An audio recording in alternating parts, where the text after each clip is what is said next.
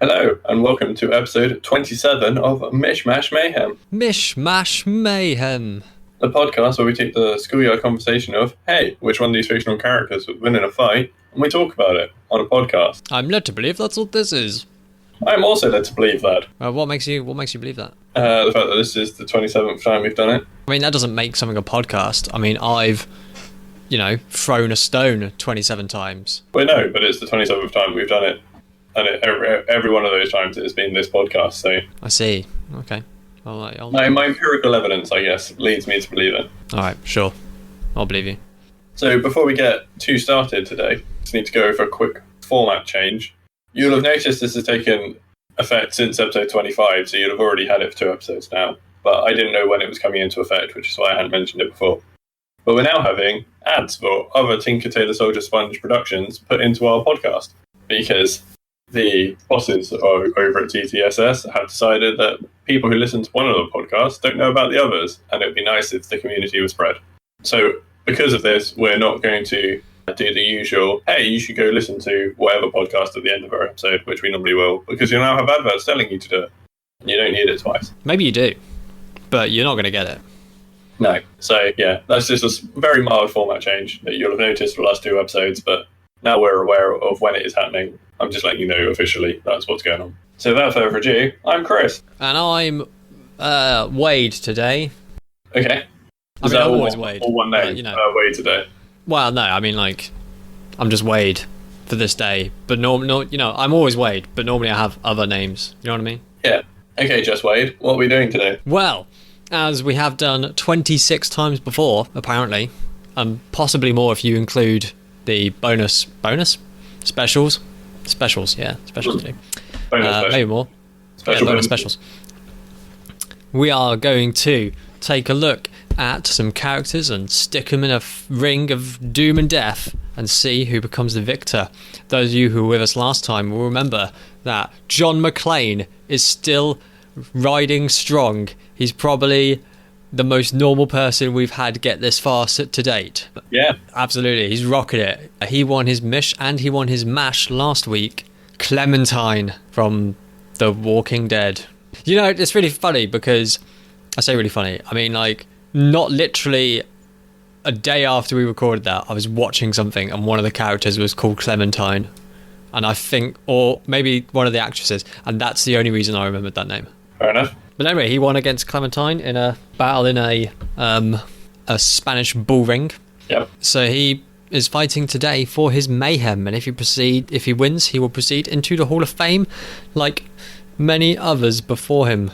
So what we're going to do is we're going to introduce the characters, starting with the reigning champion, as tradition dictates, and we're going to go through some of their essential skills and other lovely things, like what they're going to bring to this fight, what we can expect from them in the fight, and what their favourite dance track music is. And then once we've gone through all that, we're going to find which arena they're fighting in by rolling the Die of Death. The coveted Die of Death. And then we're going to see which one would win in a fight, based on science. And whimsy. And whimsy, yeah. But mostly science as well. Cool. Yeah, that's what we're going to be doing. I hope you're ready. Buckle up. Especially if you're driving or being driven. Please drive responsibly. Yes. Or if you don't drive responsibly, don't drive at all. Alright, so, as mentioned, we traditionally start with the reigning champion, who this week is John McClane. Now, I did try to come up with a rap for him while I was in the kitchen, but I'm probably going to forget it. But let's give it a go and see if I can just work it out on the fly, okay? Are you ready? Yeah. Right, I'm not sure if this will work because I almost got there, but I didn't. I'm McClane, yes, you know my first name. I've got a gun and I'm from the... No, I've lost it already. It was so good down in the kitchen, it was so good. I had so many lines.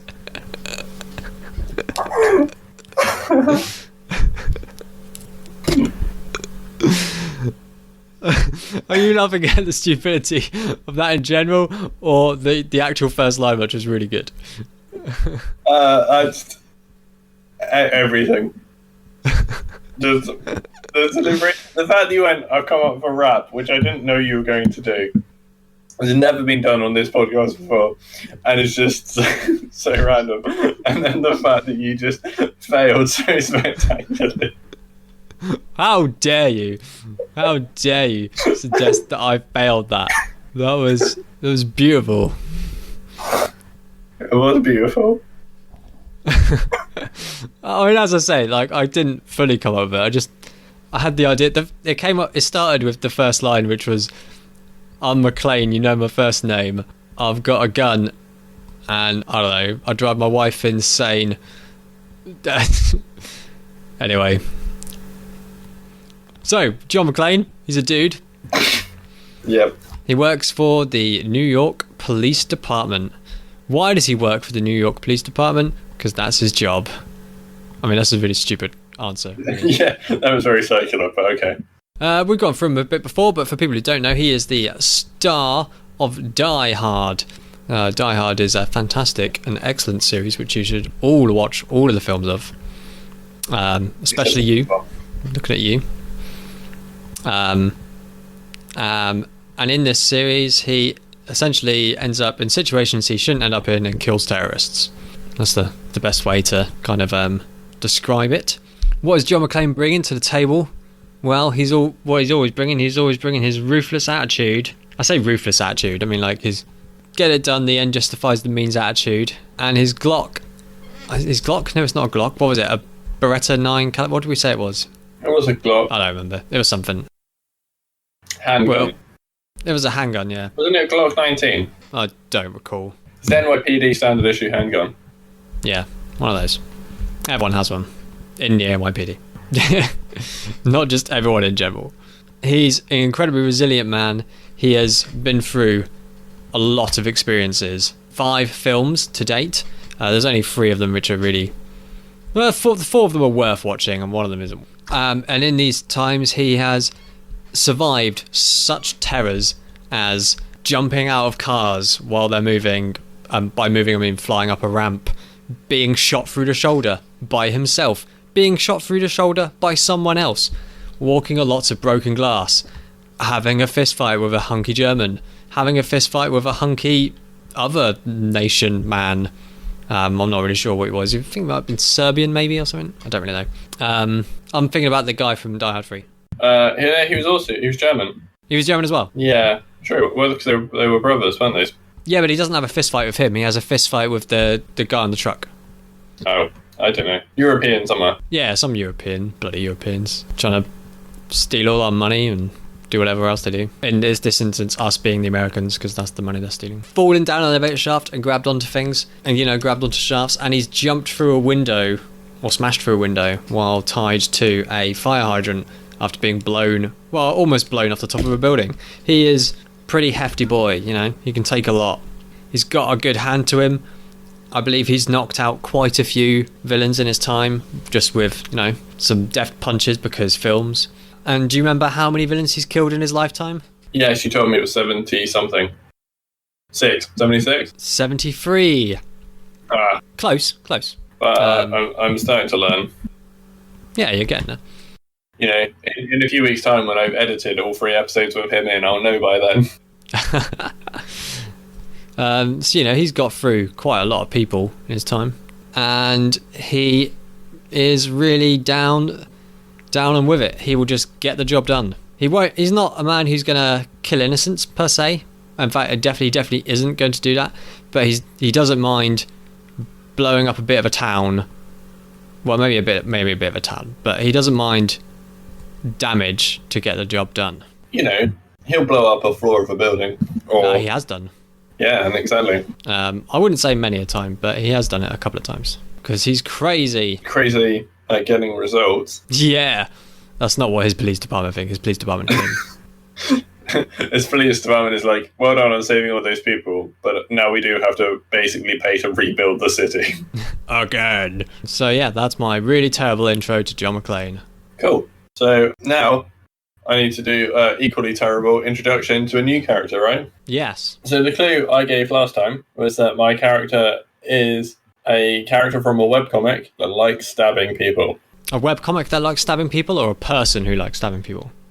A character who likes stabbing people who is from a webcomic. fair. So I guess in extension, the webcomic does like stabbing people too. There is lots of stabbing people in the webcomic. There is, yeah. Do you know how many instances there are by heart? No, I don't. That would be a ludicrous fact. I'd I imagine in the thousands. I don't imagine it's that high. Well, I mean, there was an entire war and destruction of a city. Yeah, but not much of that was on screen. Well, maybe not. But anyway, the arbiter of most of the stabbing is this character, which is Belkar Bitterleaf from the comic The Order of the Stick.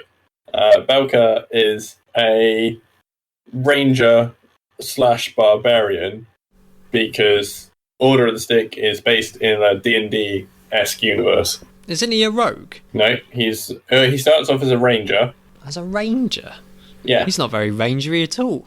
No, that is one of the jokes in it. Is that he's a ranger, but his wisdom score is his wisdom stat is so low that he can't cast any spells. And actually, until somebody points it out to him, he's unaware that rangers can even cast spells. And because he doesn't have any points in survival stat, he's also not very good at tracking. So that is why a stage later on in the comic he multi-classes into barbarian, because then he gets more strength-based skills that revolve around him stabbing more. He does have a couple of ranger-like abilities, though. The one way he is very good at perceiving things is he has an incredible sense of smell, and he's also very good with animals. Yay! Because he adopts a kitten, partway through the comic, that is called Mr. Scruffy, and later on in that, he also befriends a Allosaurus, which is called Bloodfeast. Bloodfeast. What a name. Unfortunately, he doesn't get to use an Allosaurus for very long before it's polymorphed into a tiny lizard. But he does keep the lizard. Hooray! So, he does have those couple of ranger aspects about him. But yes, ultimately, like most of the Order of the Stick characters, he's kind of very deliberately against the stereotype of his class. Oh yeah, I suppose Roy's the fighter, but he's the smart one. So Belkar is also a halfling by race. It is in his backstory that he was bullied in his sort of halfling society for, even by a halfling standard, being very short, because he's only 3 foot 2 inches. Oh. Yeah, so, he's particularly little. But as sort of I mentioned, he is very good at stabbing things. That's what he likes doing. He is the also only character of the main order in the Order of the Stick that has an evil alignment. The theory being that they keep him around so that they can kind of point his evil intentions in a good direction. So, he likes killing and stabbing. So they're like, well, at least if you follow us around, we can make you kill and stab other evil things. And then we can get some good out of your evil behavior. And he does this with the fact he is armed with 2 psionic daggers. When did they become psionic? He gets psionic ones. I think it's in the latest arc. It wasn't too long ago in the comics. He gets enhanced psionic daggers. V finds them for him. I see. He also has a ring of plus 20-foot jumping, and he was already a particularly good athletic jumper because he likes doing jump attacks at his enemies, possibly to make up for the fact that he's very small and likes stabbing them in the face. So with this ring, he can jump incredibly high, which allows him to both sort of dodge attacks and also, in his own words, rain down death upon his opponents. To give you an idea of how bloodthirsty he is, for a part in the middle of the comic, he had a curse put on him where he wasn't allowed to kill anyone within a city limit without suffering severe consequences. This was at the same time that the war I previously mentioned happened, and he had to sort of to fight off an army.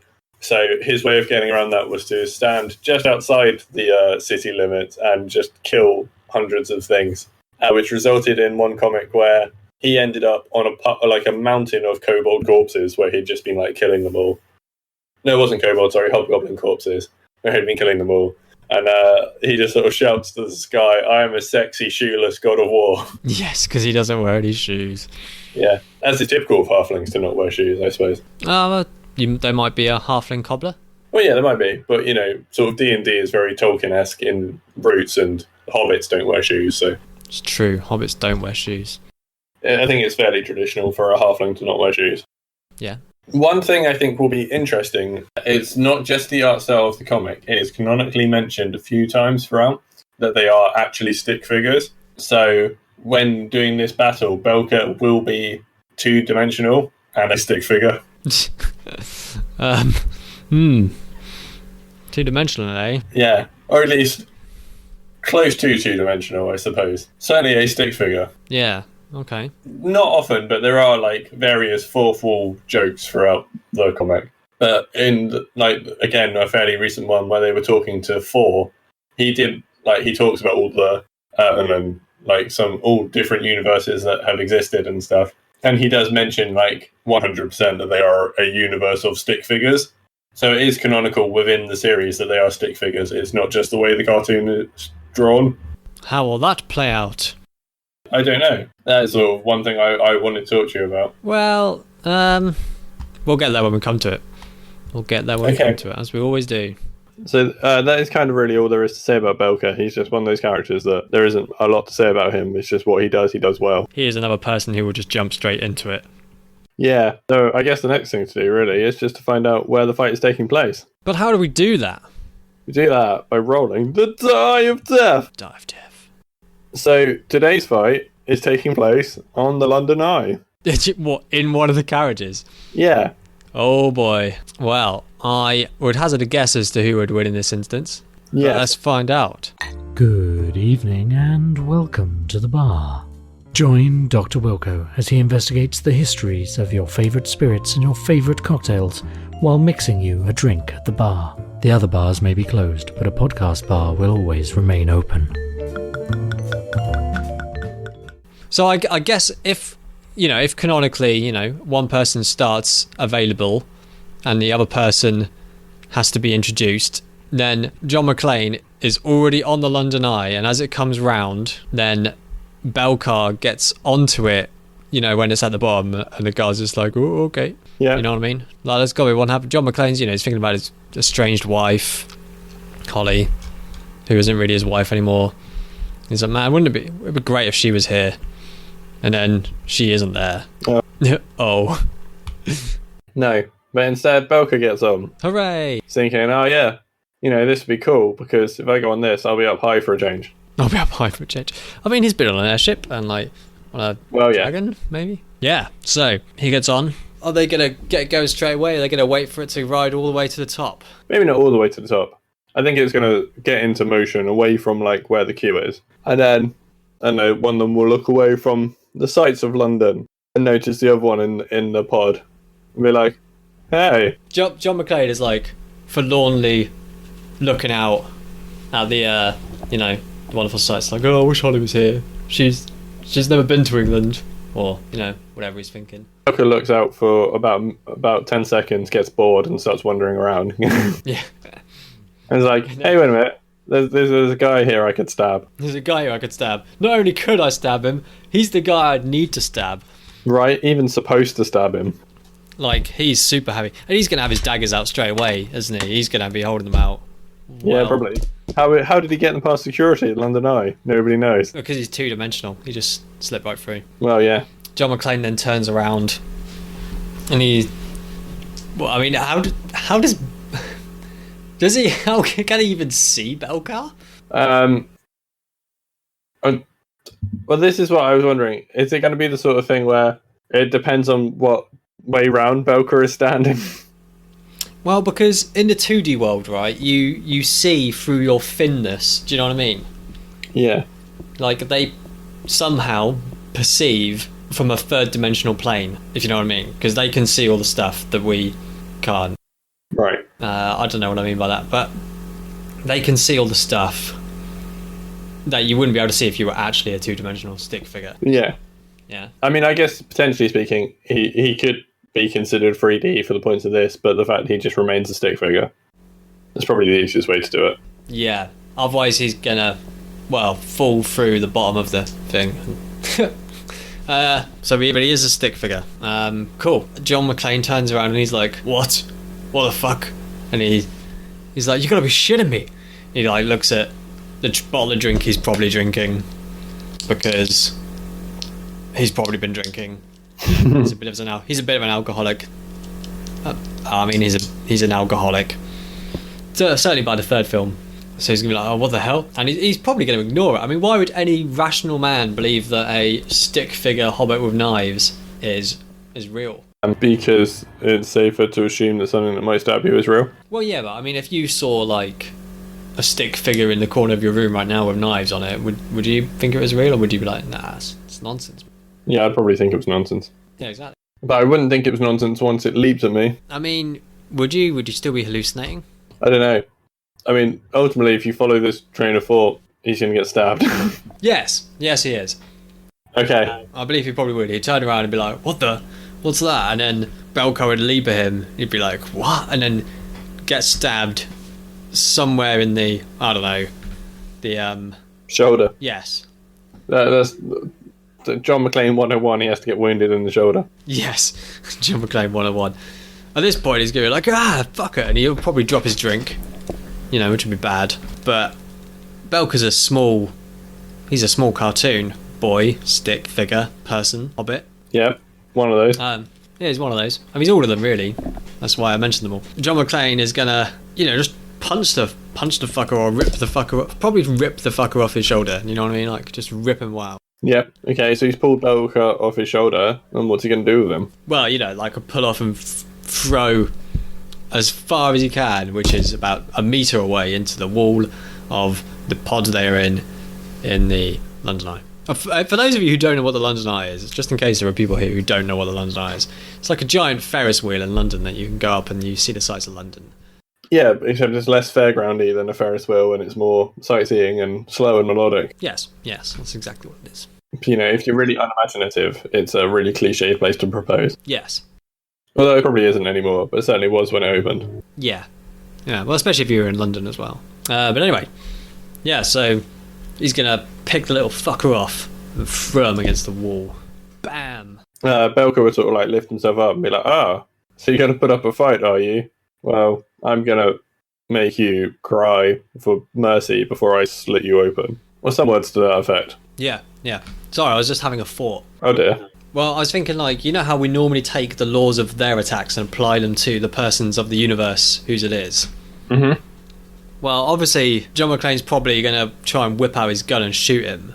But it's like, in D&D, if you were to get shot with an arrow, that would absolutely... And arrows are similar to guns. There's no such thing as stopping power in a D&D world, is there? Stuff like that. It's just, you take damage. Yes. What level is Belkar? What level are they, roughly? It says when the comic started, they were between 7 and 9. But since it's been going on, they have used some abilities and spells that require between 13 and 15. All right. So he's somewhere between 13 and 15. So 14. Sure. All right. So how much health does a level 14? What did he say he was? Ranger stroke barbarian. Alright, so Ranger 3.5 ed. So for those of you who don't know, in D&D you get and the reason we're looking at this is because we've always applied people's remember the best example of this is probably the one we did, Worms versus Lilith, and the weapons, even though they were worms, a team of worms, and they would do they'd be really small in real life. But because it applies then into Lilith's universe, they were then explosive rocket launcher missiles, right? So what I'm trying to get at is eventually when John McClane tries to shoot Belkar, it's going to do D&D style gun damage, right? Yeah. So what I'm trying to get at is how much health does Belkar have, because they have a health system. They actually have a health system. So if you say he started off as a ranger and they started off at level 7-ish, yeah. So he was on a D8. I don't imagine he has very good. He's level 14. Oh, lovely. Does it say how much health he has? If not, we're just going to guess. By guess, I mean educate. No, it doesn't. Okay, that's fine. So what I'm going to assume is he's taking 3 levels in Barbarian just because I don't have a better guess for how much he's taken in Barbarian. The Barbarian's hit dice is D12. I'm going to assume he has a neutral Constitution modifier because he hasn't been particularly tanky, but he hasn't been particularly frail either. Sure. So that gives him a health of 8 plus 45 plus 21.5. So he has 74 health. Okay. Let's just go with that. Anyway, the reason that was important was because Mr. McClane Face is going to whip out his gun and he's going to go for a shot on old Hobbit boy, who isn't a hobbit. So Belkar's been shot. Yes. If you have no reason to believe that he would miss, then yes, he has been shot. No, I think he would definitely be able to shoot Belkar once. Yeah, okay. Like you say, though, like, there's no stopping power in this, so... Not that he was trying to move anyway. No. I think, yeah, Belkar would get shot. He'd, like, look at the wound and, like, look back at John McClane and just be like, oh, that hurt you, bastard. And then he'd leap at him again. Yeah, so, I mean, I don't know how much damage a gun is realistically going to do, but let's just equate it to a projectile. Yeah. I feel that's the reasonable thing to do. A crossbow is probably the most reasonable. Yeah, okay, so they do, and it's going to be a medium crossbow. A crossbow, can you add strength on it? Not sure. No. Okay, so it's just going to be a D8 plus whatever. John McClane's probably got a reasonable D&D dex because he's good with a gun, and therefore he can hit with a gun. So it's probably going to be something like a D8 plus 4. This is like playing D&D, but it's not. So he's 7. Let's go. So he does like 11 damage to Belkar. I'm going to keep track of his health. I hope you're okay with this. Yeah, that's fine. Cool. So yeah, he takes some damage. Yeah, so he's going to jump at him again. John McClane's going to be ready for him this time because he's actually real. Yeah. What's he going to do, Mr. McClane? Well, I think Belkar would make another leaping attack at him. Yeah. He'd probably try and get a shot off at him, but I don't think Belkar would be easy to hit while he's jumping around because he's really fast. Yeah. So I would imagine that John McClane would try and hit him, but probably miss and then get stabbed again. Yeah. Where's he going to get stabbed? Maybe the other shoulder. The other shoulder. Yeah, I suppose he does like to leap, doesn't he? He likes to leap and go, yeah. Well, that's it. His leaping attacks tends to be what Belkar does. Yeah, absolutely. And also, as I have mentioned previously, Belkar is annoyed now because John's hurt him a bit. So he doesn't want to make it a quick death, which he probably could. So I'm sure Belkar would have had the opportunity to just stab him in the face and end it here, but he wants to hurt him a bit now. Yeah. Yeah, and John McClane's just like, get this fucking midget thing off me. But John McClane's very known for, in a similar way, that you could kill someone with a gun. He gets into fistfights a lot. Yeah. I mean, some of those times he has a gun on them, some of them he doesn't. But given that he's already shot him, and now he's leaped at him again, and he's at close range again, he's probably just going to try... I mean, he's still holding the gun. He's probably going to do what he did to old Rogue, and try smash him in the head, like try grapple one of his stabbing arms, and then nosh him in the noggin with his gun. Yeah. I think he could probably do this because I think Belkar's strength largely comes from the fact that he stabs things and he's more agile and can keep stabbing. I think definitely because of his sort of small stature, he's probably relatively easy to overpower. Yeah. So yeah, he could probably hold his arm back and then clock him in the face with a gun. Cool. I've googled club because it's the most appropriate. Medium is only a D6, but I imagine because this is a gun, it would be the equivalent of like a magical one or something. So I'm just going to move it up by a size category to a D8 again, because I feel that makes more sense, if that seems agreeable to you. I think being hit in the face with a gun probably hurts less than being shot. Alright, okay, in which case we'll go to D6 then. And it would be plus John McClane's strength, which is probably like a +2 or something. He's got some strength, but he's not an absolute beast, so it's probably only a +2. So 4 damage. This is so dumb and I love it. So yeah, he's going to bash him over the head. Bam! And he's going to do it probably as much as he can until at least like a couple of times before he gets fed up or something changes. Changes. Okay, right. A quick aside note before we get back into this, just to let everybody know that my audio quality is now going to have changed because my microphone is officially broken. Oh. So apologies that I will sound less good for the rest of this. When this whole quarantine thing blows over, I will get a new lead for my microphone. There's no quarantine unless you're showing symptoms. Otherwise, it's just social isolation. Fine. When the social isolation thing blows over. So June. I will get a new lead for my microphone. I mean, you go out, you can go shopping. If you're already out in a shop that happens to sell one, you can get one. You can buy one online. There's many options. Well, yeah, it just means for the rest of this episode and potentially the next episode or so, I might have slightly worse sound quality. All right. Apologies for that. I will get a new wire as soon as I can. But obviously, times are difficult at the moment. Anyway, Belkar's been hit in the face with a gun. Yes. I imagine he falls to the floor. He's probably got a bit of a nosebleed. Not that he has a nose, being a stick figure, but you know. Do they have noses? No. Okay. But the implication of a nosebleed. The implication of a nosebleed. I mean, to be fair, they do still bleed from their nose place. Yes. Their nose place. Where are you bleeding from? I'm bleeding from my nose place. Isn't that just your nose? No, I don't have a nose. I only have a nose place. Nose place. But yes, carry on. So I think he would, from here, maybe sort of stay down on the floor a bit and maybe try and go for a sweeping stab at the ankles. A sweeping stab at the ankles.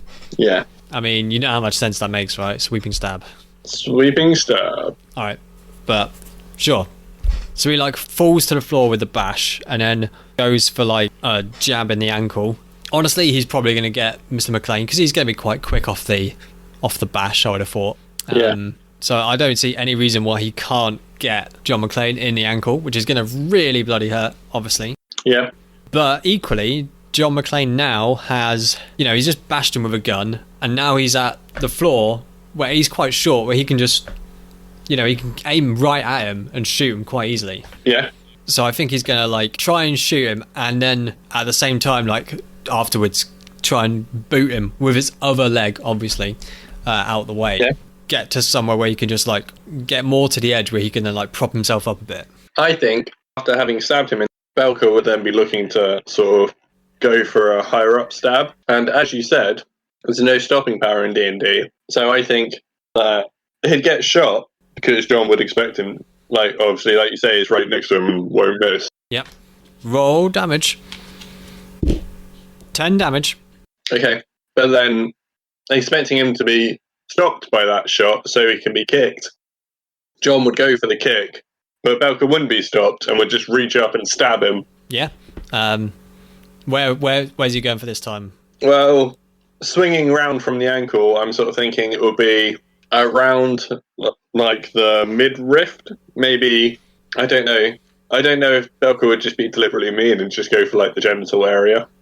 I mean, what I'm imagining is him springing up off the floor just with his dagger like forward, like like when people like fly towards the camera in films. Yes. And in real life. Yeah. We've all done it.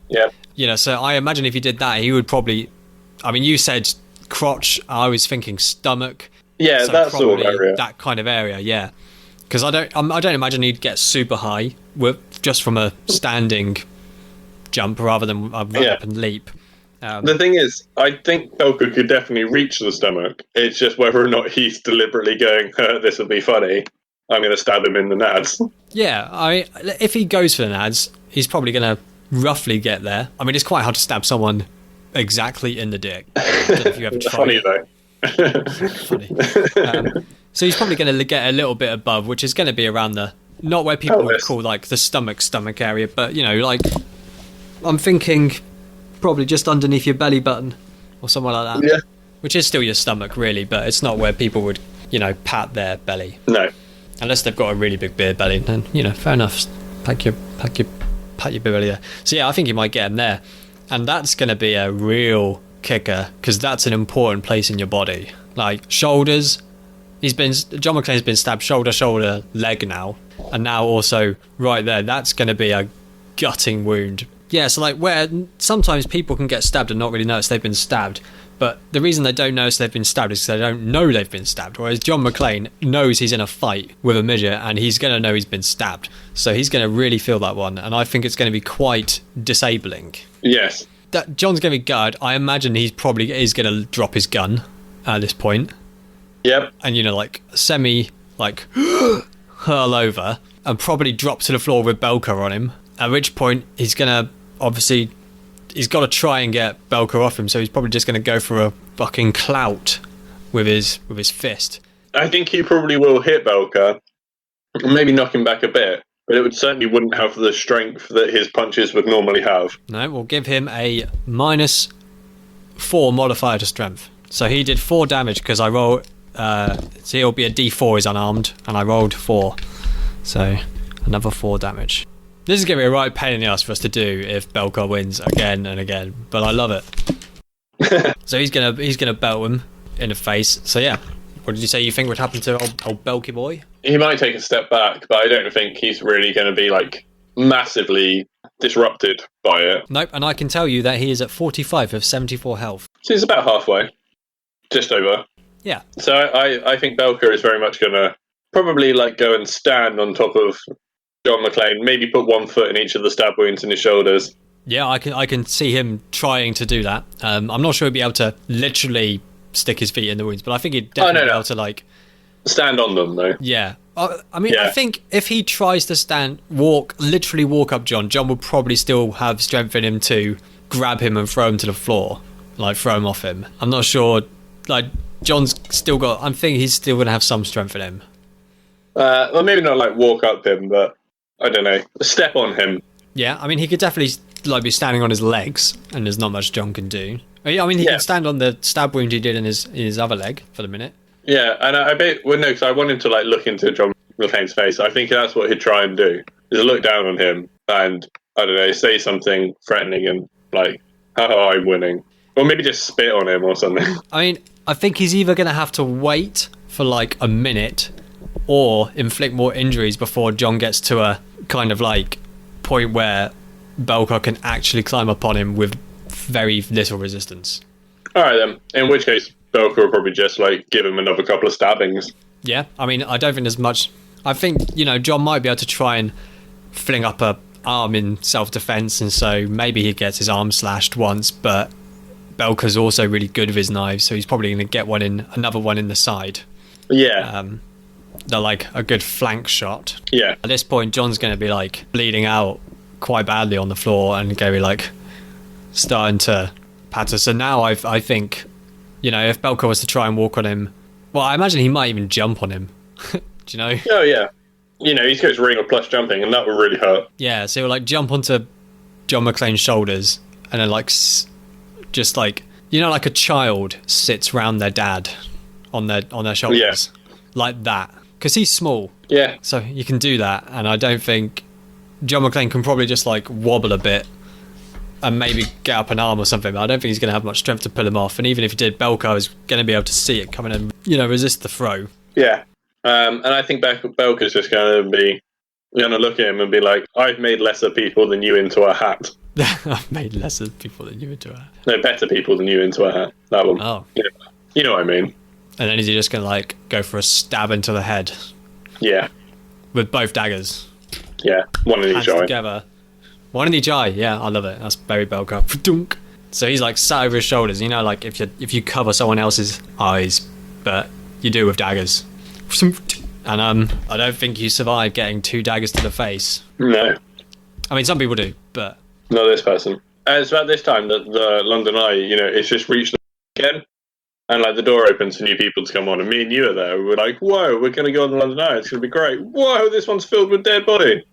Only one dead body. Oh, it's John McClane. No. Oh man, is that Belkar? That's really cool. Is that Belkar? That's really cool. Yeah. Well. That's a shame. He almost got his mayhem. He almost got his mayhem. I mean, there was mayhem in the London Eye, so yes. He got some mayhem. That one definitely played in Belkar's favour, being automatically close range. Yes. Although I do feel because of the way we do the application of effects, I'll call it, I feel it would have still been hard for John to have a success unless it was really open. Yeah. I mean, don't get me wrong, he got some damage in, and he would absolutely have still got damage in with a gun, but he would have needed a good, on average, 74 divided by 8? It's got to be about 8. So you had 8 gunshots. Yeah, about 9 good shots on average to take him down. And I'm not sure he would have necessarily had 9 shots worth of time anyway, unless it was really open and he managed to like flank back and stuff. But no, because Belkar's fast and agile. Yeah, he didn't do too bad though. No. But yeah, interesting one. Paul McClane. We like John McClane. We do. So, this is a video game character in a very famous series of games which are not named after them, but some people think they are. And they are a very proficient bounty hunter. Right. So go back. Yes. No, I know who it is. Yes, it's not Zelda. She is not a bounty hunter. And that's it. You were like, games that someone's named after. I thought, flashback to the first episode. Like, we've already had Link. He was the first guy. Yes, no, different series of games. Yes, cool. That will be a fun one, I think. Yes, I'll have to do some research on how I convert those effects into D&D. Remember, as always, we've been part of TTSS Productions on tinkertailorsoldiersponge.com, but you'll have had adverts about that. So, if you want to contact us, you can do so on the Twitter at podcastmmm, or email us at the address podcastmmm@tinkertailorsoldiersponge.com. And you can tell us how you thought that fight would have gone. You can also suggest other characters you'd like to see take part, or if there's any arenas you'd like the fights to take place in, then let us know that too. Because you might have thought the London Eye was a silly place for a fight to happen. I bet it's happened in real life.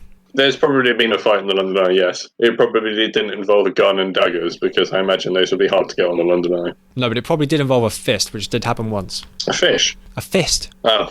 A fish. Well, that's why I was confused. Yes, somebody definitely attacked somebody with a fish on the London Eye. What? Yes, but you didn't hear about it because it was a red herring. Oh, God. Oh, quickly, before this delves into a really bad place. So, any final thoughts, Mr. Wade?